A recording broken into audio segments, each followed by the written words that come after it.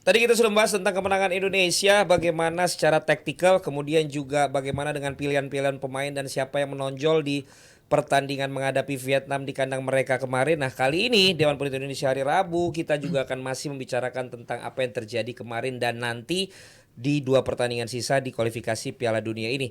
Kalau yang kurang dari pemain-pemain kita, baik yang sudah biasa atau yang baru yang baru bergabung, lo lihat ada juga nggak dari 2 pertandingan kemarin yang diberikan kepercayaan oleh Sintayong baik jadi pemain utama maupun juga jadi pemain yang pengganti? Iya, ini sebenarnya kritik membangun ya, bukan hanya kita menyoroti satu pemain, tapi kalau yang jadi perhatian kan memang Hoki ya. Hoki itu soalnya tanggung jawab dia besar, leading the line lawan Vietnam terutama di 2 laga di GBK dan terutama di Hanoi Maiden. Untuk pemain 19 tahun Bang yang baru sejak pergantian tahun ini dia baru mencetak 2 gol ya bagi PSS Sleman. Ini memang tanggung jawab besar bagi Hoki. Tapi kalau kita lihat alasan Coach Shin melakukan itu ya karena memang ya dia juga bingung kan menjawabnya ketika di press con setelah Indonesia Vietnam yang pertama. Dia bingung ya bagaimana saya menjawabnya karena memang itu pilihan saya gitu.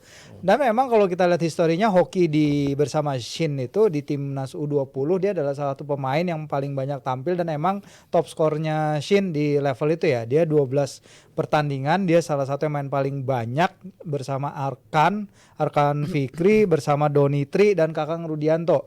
Itu mereka berempat tuh yang jadi andalan Shin di level U20. Nggak heran apabila Shin tetap punya kepercayaan kepada dia sampai ke level senior. Dari 12 laga bersama U20 di bawah Shin, Hoki bisa mencetak 5 gol dan top scorer di antara para pemain lain. Jadi bentuk kepercayaan Coach Shin juga kepada Hoki agar dia bisa step up berikutnya dan kita kan juga perlu Hoki untuk tampil di Piala Asia U23 ya. Banyak kejuaraan lain yang bisa keberuntungan maksudnya Hoki. Perlu Hoki enggak. Kita perlu Hoki untuk membawa Hoki di Piala Asia U23. Jadi harapannya itu namanya kalau bahasa Indonesia homofon ya. Iya. Persamaan pengucapan tapi beda arti ya. Beda arti. Wow, luar biasa. Bagus bahasa Indonesia. Bagus Bang. Jurnalis. Wis kelas. Daripada ada yang ngomong increase sama improve. Iya, improvement. Increase sama improvement. Decline sama improvement ya. Jadi lu ya, itu tadi. Hoki ya. Iya, tapi ini memberikan maksud gua walaupun sungkan nama orang mau kasih. Iya, tapi walaupun emang dia kritik. Iya, itu dia karena walaupun dia emang kesulitan di laga-laga ini, tapi ini ya, idealnya akan mengasah dia. Apa yang membuat sulit menurut lo? Iya, dengan usia 19 tahun leading the line melawan mencari Vietnam. Ruangnya, bukan finishingnya. Ya, at the end of the day semua yang dia tunjukkan pada laga itu memang menunjukkan usianya masih muda. Jadi emang dia perlu ruang berkembang dan tapi ruang berkembang itu di nomor 17 di Brasil. Iya 2 kali. Ya Hendrik kan dibeli Real Madrid. Terus apa? Usianya bukan klubnya. Dilawanin Mas Sleman. Kan tadi usianya. Kalau faktor usia maksud gue kan kematangan orang beda-beda ternyata. Betul. Gitu. Ya udah kalau emang menurut lo di situ lo mendingan kalau kita elaborate lagi bukan pertanyaan sama. Jadi menurut lo mendingan Sananta atau Hoki untuk next match menurut lo? Kalau menurut gue Sananta karena dia kemarin udah kembali golin lagi, itu menurut gue sangat berguna buat confidence dia karena kalau kita pikir-pikir momen apa sih yang bikin Sananta waktu itu nggak dipercaya lagi sama Sintayong, bukan nggak dipercaya lagi, nggak dimainin lagi gitu, lebih banyak ngisi di bangku cadangan segala macam. Padahal sebelumnya di DPI juga sering udah bahas kita kayak kira nemu nih striker lokal main di Liga 1 bisa nyetak double digit Sorry goal. Bentar headline-nya coba siapa pemain yang masih kurang gitu, gak usah evaluasi gitu tadi. Itu Sananta udah menunjukkan dia bisa double digit gol di musim lalu di Liga 1 di timnas bersama Sintayong juga akhirnya bisa dapat tempat. Waktu itu gue mikirnya dia udah dapat tempat segala macam, tapi waktu itu momen ketika mau lawan Argentina tiba-tiba dia nggak dipakai, abis itu seterusnya dia juga nggak dimainin lagi karena dia dia bilang pengumuman kan. Dukung saya gitu ya. Saya doain. kan main, Yang itu. Iya. Yang mendahului pemanggilan. Karena itu ya. Nggak tahu juga. Bisa jadi, tapi gue kurang yakin sih sebenarnya. Tapi itu menurut gue karena dari momen itu sebenarnya gue dari setahun lalu udah yakin Sananta ini sebenarnya cocok untuk leading the line sistemnya Sinteyong. Tapi sejak momen itu, abis itu Individual dia sempet- trade-nya gimana deh? Kenapa? Individual trade-nya gimana? Oh bagus trade-nya dia tipe Ada improvement striker. tapi ya. Improvement, Kalau striker transfer tinggi. marketnya dia berapa? Itu mah data ini bang Market baca. Jadi menurut gua ke depannya Sananta ya? Sananta masih layak untuk dicoba walaupun di liga kalau dibandingin sama performa dia musim lalu ya nggak sebagus yang di musim lalu. Tapi gue masih ngeliat dia ini cocok untuk memimpin di lini depannya Sinteyong. Dan kalau ditanya kayak tadi itu kenapa si Hoki Caraka kenapa nggak cocok sama skemanya Sinteyong sekarang? Menurut gue salah satu quotes yang gue suka tuh dari Thierry Henry yang dia bilang kalau lu sebagai striker lu juga bukan cuma lu punya insting gol oke, tapi lu juga harus tahu gitu apa yang dilakuin sama teman-teman lu. Kayak contohnya winger lu kalau lagi wingernya Seperti dia di kualifikasi itu cetak pakai tangan gitu. Pakai Ya. tangan lawan Digituin. Irlandia. Lawan Irlandia ya. Bukan itu ya, Oh, Bang. bukan Itu itunya. aibnya lah. Untuk pemain-pemain semacam striker seperti ini harusnya kayak Haaland lah. Dia juga udah belajar segala macam. Haaland komplain masalah lemparan jauh. Dia nggak suka lemparan kayak Arhan tuh. Beda, bukan tipe begitu deh. Tapi kalau untuk striker si Hoki ini menurut gua masalahnya ya karena dia di level junior udah menunjukkan dia subur. Di level U20 dia menunjukkan dia subur, tapi ketika di senior dengan tipe pemain-pemain yang berbeda, winger yang berbeda. Dia tuh tahu dunia di luar sepak bola terlalu mudah. Wah, Hoki. Hoki itu. Ada. Jadi Orang- kaget. Ada orang dalam ya. Hah? Ada orang dalam yang cerita. Ya enggak, ya maksudnya ya apa harusnya ini? dia fokus bola Filosofi, aja lah oh. gitu. oh itu Oh, gitu. gue kurang inilah gue kurang Emang ini. apa? Enggak, kok dia dipercaya kok. Oh, percaya? Oh iya, Starter. oh iya. Emangnya apa maksudnya? Enggak jadi deh, udah lanjut aja. Soal hokinya aja deh, soal hokinya aja. Iya, emangnya apa maksudnya? Udah bang lanjut ini hokinya aja. Takut salah nih. Enggak, kalau hoki kan emang Shin tuh kenapa lebih percaya sama dia? Emang kalau kita bicara track record dia emang luar biasa di level terutama ketika dia belasan. Dia berangkat di Garuda Select, dia menjadi top scorer di Garuda Select. Dia mencetak golnya lawan tim-tim yang luar biasa semua. Lawan Arsenal dia ngegolin, lawan Chelsea dia ngegolin. Tim-tim yang seumur dia bisa outperform pemain-pemain yang di sana gitu. Ini kan artinya nih pemain di iklim yang seperti itu dia sebetulnya bisa Punya excel. potensi. Dia punya potensi besar gitu. Dia reading the game-nya bagus, individual trade-nya tadi. Individual trade. Dia bagus juga, etosnya juga bagus. Emang dua-dua ini gue suka. Dan yang kalau gue selalu ditanya gue pengen siapa strikernya, gue pasti menyebut Ramadan Sananta dan Hoki Caraka. Bahkan pada waktu itu Ramadan Sananta nggak banyak yang ngomongin, gue udah bilang ini harusnya menjadi top scorer kita ke depannya. Dan akhirnya dipanggil dan akhirnya ngebuktiin bahwa dia punya kemampuan untuk itu. SEA Games menjadi breakthrough dia terbaik, mencetak gol banyak. Cuman ya nggak tahu ya. Ini kan selalu preferensi kan. Sinteyong kan kita selalu nggak bisa nebak. Dia akan milih siapa sih untuk di posisi mana. Itu kan selalu kita, lah kok yang main si dia sih. Tapi ujung-ujungnya ternyata dia bisa bagus gitu.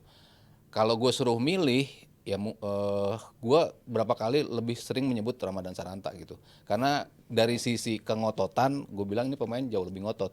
Dari sisi bola atas, dia juga cukup bagus dalam bola-bola atas. Untuk region ASEAN, gue rasa ini pemain punya kemampuan untuk bisa lah untuk menunjukkan lebih gitu. Kemarin beberapa kali lawan Vietnam, kenapa bukan dia? Karena dia kebukti lawan tim-tim ASEAN selalu bisa ngebuktiin, bahkan lawan Thailand pun yang selalu kita kesulitan, dia bisa memecah kebuntuan, bisa mencetak 2 gol. Itu suatu bukti bahwa pemain ini kan cukup stabil dan cukup matang dan cukup berani untuk dipercaya sebagai ujung tombak. Kalau gue sih lebih memilih Ramadan Sananta. Sananta ya. Kayak bagaimana menurut kalian? Bukan pengen mengcompare atau pengen mengkritik tanpa dasar, tapi pilihan kalian menurut kalian yang paling cocok dan paling fit sekarang itu untuk tim nasional kita yang jadi pilihan utama siapa? Tapi itu kan kembali lagi ke hokinya. Dia sama sekarang sedang dengan nasib yang dialami oleh pemain Liverpool siapa namanya? Belanda. Gakpo. Dia sama dengan yang saat ini dialami oleh Gakpo. Jadi bagaimana dia bisa handle pressure, bagaimana dia bisa handle kritikan, itu yang akan membuktikan bahwa dia di level mana kemampuannya gitu loh. Jangan ya kayak lagi rame nih dikritik ini, dia marah-marah dibales, katanya diajakin ketemuan apa, janganlah, ya kan? Nggak usah, itu nggak usah. Tapi lebih kepada lu buktikan aja kalau Panji punya bahasa dulu, Panji Pragiwaksono ya, balas dengan karya gitu. Jadi balas aja dengan performance. Mudah-mudahan itu Gakpo bisa lakukan karena sudah memulai lagi Liverpool dan itu mudah-mudahan Hoki juga bisa lakukan kalau nanti bisa dapat kepercayaan. Tapi pertanyaan gua sebelum ke next match-nya adalah yang dipercaya lagi kan nggak jauh-jauh dari Marcelino, Witan, sama Egy. Ya kan, baik itu main duluan ataupun nanti dia jadi apa namanya jadi pemain pengganti gitu loh. Ini kan generasi yang gua pantau karena gua yang bawain mereka dari kecil-kecil tuh. Ya generasinya Marcelino dia akhirnya dia sendirian yang memang muncul dari teman-teman seangkatannya. Kemudian Egy, Witan ini kan dulu ada Lutfi, ada teman-teman yang lain lah yang akhirnya dia doang tinggal berdua, dan itu pun gue lihat gue belum menemukan mereka berdua seperti yang waktu itu gitu loh. Apakah mereka menurut lo memang pilihan yang tepat dan bisa muncul lagi seperti Egy, Witan, Marcelino masih konsisten lah menurut lo? Kelok 9-nya belum keluar ya? Itu Kelok apakah memang sudah merubah gaya permainan gitu? Witan kan Baby Shark, kalau Egy Kelok 9 gitu loh ya. Itu lo gimana, Fir? Iya, wajar sih karena mereka kan eksplosif banget ya ketika pertama datang, pasti kita ngarepin mereka akan tetap berada di level itu. Sebenarnya ini sama dengan apa yang terjadi ke Ricky Kambuaya ya. Menurut gua Ricky Kambuaya belum balik ke Ricky yang 2020 Piala AFF. Entah apapun alasannya, walaupun di level klub mereka ini bagus, di Dewa mereka itu performanya lumayan.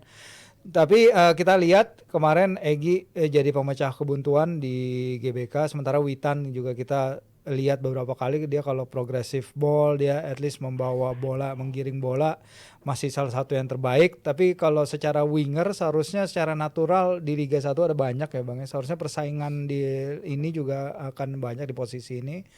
Tapi mereka pemain-pemain yang udah lama di timnas, pemain-pemain yang kayaknya kalau di timnas itu nggak ada Egy, nggak ada Witan tuh kayaknya bukan timnas Indonesia aja, karena udah segitu lama dari segitu kategori, banyak kategori usia umur ada mereka, dan ini adalah pemain-pemain yang memang akan terus dan layak jadi andalan. Cuman ya selama posisi mereka belum ada yang bisa gantiin, kayak tadi kita bahas pemain-pemain kayak di lini back sayap, di lini tengah, ya pasti mereka akan tetap menjadi andalan setidaknya untuk sekarang sih. Nggak tahu tapi berapa lama, tapi yang jelas mereka juga mulai harus hati-hati karena sekarang di timnas nggak ada yang benar-benar aman posisinya. Ya, dan ini yang kita harapkan ya. Dengan yang lain juga kelihatan Mas Aryo bilang levelnya makin naik, mereka level up juga harusnya menyikapi competitiveness yang ada di dalam kan gitu, sehingga individual traits-nya itu akan bisa jadi ada decrease. Dan Sintayong cukup fair sih, kan ngasih kesempatan terus kan. Oh iya dong. Kemarin itu dikasih kesempatan, Yakub Sayuri juga dikasih kesempatan, Egy, Witan ya. Kalau gue ngeliat Egy, Witan ya mungkin karena mereka bagus dalam bisa mendapatkan foul. Untuk apa getting falls ya, untuk mengundang pelanggaran lawan tuh mereka tuh bagus gitu. Kita dapat bola mati, kita dapat bola keluar dari pinggir, kan mereka mainnya di pinggir banget kan, tepi banget mereka main, bola hilang bisa jadi lemparan untuk Arhan mungkin ya, kayak gitu-gitu. Emang berapa kali gue lihat kayaknya Sintayong seneng karena mereka bisa draw falls.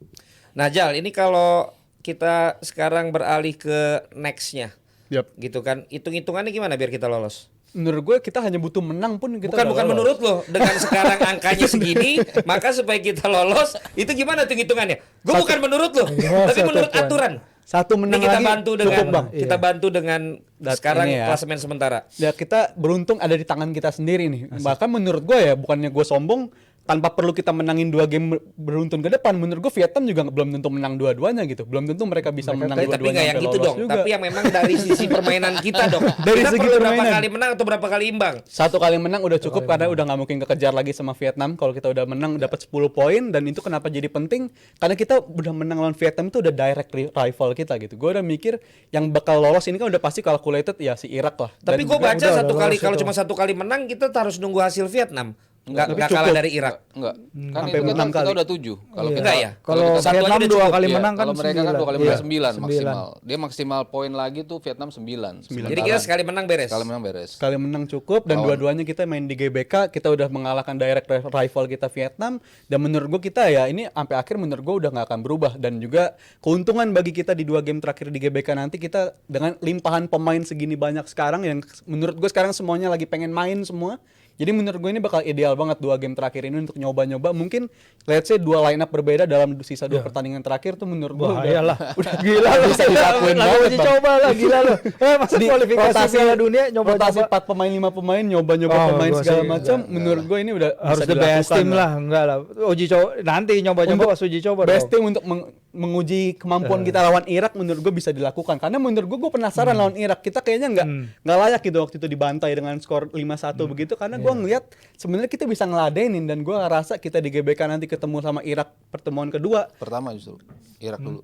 iya maksudnya pertemuan lawan Irak pertemuan ininya lawan di Irak. edisi lawan di GBK yang menurut gue kita bisa berbicara banyak bahkan melampaui ekspektasi yang dilihat orang di pertandingan lawan Vietnam Kita Irak bisa dapat poin nggak, Mas?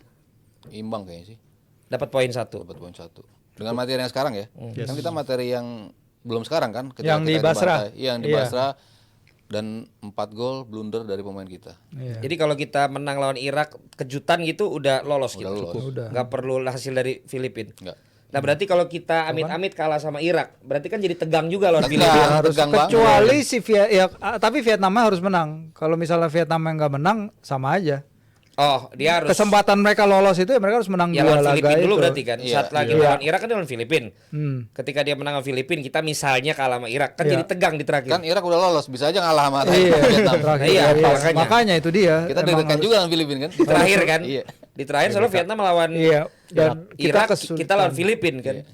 Dan kita kesulitan lawan Filipina entah karena itu lapangannya atau entah karena itu ya para pemain kaget dalam beberapa hal. Tapi waktu itu kan gol Filipina juga lagi-lagi dari blunder ya. Kita perlu golnya siapa, Sadil ya kayaknya waktu Sadil, itu ya untuk 1-1 ya, menyamakan Sadil. kedudukan 1-1. Tapi kita lihat kemarin Irak bisa ngalahin Filipina 5-0. Tapi Filipina tuh kayaknya di Vietnam hanya kalah tipis sih kalau nggak salah deh. Jadi emang 2-0 jadi kalau waspada. nggak salah ya. Iya, dan ini kita harus hati-hati karena ya insentifnya gede banget. Lolos putaran ketiga, otomatis lolos ke Piala Asia 2027 dan di dan di putaran ketiga kita punya kans untuk main di Piala Dunia yang nggak terpikirkan lah. Tapi Jadi habis ini kalau lolos kita di level terakhir. putaran ketiga, ya itu level Enggak, terakhir. Iya, level terakhir Enggak. untuk Kalau bisa Untuk kalau lolos, iya Iya. kalau lolos. Kalau enggak masih ada putaran keempat dan Iya. putaran kelima ya. Iya. Putaran Nah, jadi habis ini ketiga. kalau lolos sebagai runner up, Jadi ada 6 tim masing-masing ada 3 grup. 6 Iya. tim, 6 tim, 6 tim. 2 teratas lolos langsung otomatis langsung. ke Piala Dunia. di grup yang itu Di tuh grup ya. masing-masing Iya, grup, di 2 putaran teratas ketiga. masing-masing grup lolos ke Piala Dunia. 3 sama 4 di masing-masing grup pindah ke phase 4. Phase empat putaran ngapain? empat. Diambil dibagi lagi 3-3. 3-3 ya, 3-3 tim masing-masing peringkat pertamanya dari masing-masing grup lolos. Sementara yang keduanya nanti playoff lagi. Ada lagi phase. Ada Jadi lagi, kita nih ada jadinya 5 phase. begitu lolos ini minimal masuk 5 phase lagi lah. Bisa. Maksudnya bakal main mulu lah. Iya, kalau di phase 3 Ya kita kan? udah bisa menjadi runner up, Iya. kalau itu kita udah pasti lolos. Makanya. Tapi kalau enggak Kan bisa, masih main bisa di lagi. phase 4, bisa di phase 5. Makanya berarti dengan lolos Kalau- dari sini kita masih panjang lah. Iya, panjang. Iya, kalau banget. 34, tapi kalau 56 enggak kan? Enggak. 56 enggak. 34. Kalau kita bisa di grup 3 grup itu kan ada 6 tim. Kalau Iya. kita bisa 4 besar aja, ya itu perjalanannya masih panjang. Oke. Tapi kalau kita 56 udah. Sementara kita siapa out. aja belum tahu kan nanti kan. belum Belum. drawing lagi. Nah, berarti 18 ntar pokoknya tim kita terbaik. harapkan 4 ya. Realistisnya sih kita di 34 ya. Ya karena kalau 34 kita masih fase Iya. masih ada 2 fase Masih ada. minimal. Karena kan sekarang 10 Iya. yang lolos hasil. Karena kalau gue hitung-hitungan aja berarti kita bakal rame live reaction. Bagaimana TV yang menayangkan itu? Berarti itu cuan terus tuh. panjang itu. Panjang. Ya kan? Jadi luar biasa Nanti sekali. playoffnya inter ini kan, Interkontinental itu ya. Iya, Sama iya, siapa iya. kita? yang fase kelimanya tuh. Wah, Amerika wah, wah, sama wah. siapa? bisa sama-sama. Jadi mulai sekarang Babong tolong dibikin Lawan- proposalnya juga nih.